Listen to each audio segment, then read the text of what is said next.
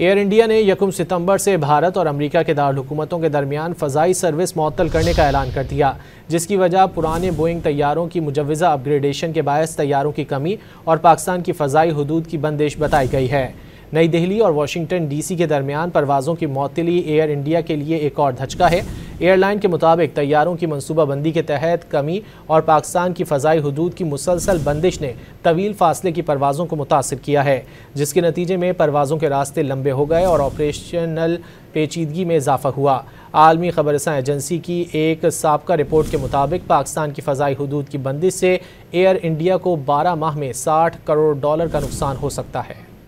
Airline के मुताबिक तैयारों की मनसूबाबंदी के तहत कमी और पाकिस्तान की फ़ज़ाई हुदूद की मुसलसल बंदिश ने तवील फासले की परवाज़ों को मुतासिर किया है, जिसके नतीजे में परवाज़ों के रास्ते लंबे हो गए और ऑपरेशनल पेचीदगी में इजाफा हुआ। आलमी खबरसां एजेंसी की एक साबका रिपोर्ट के मुताबिक पाकिस्तान की फ़ज़ाई हुदूद की बंदिश से एयर इंडिया को 12 माह में $60 करोड़ का नुकसान हो सकता है।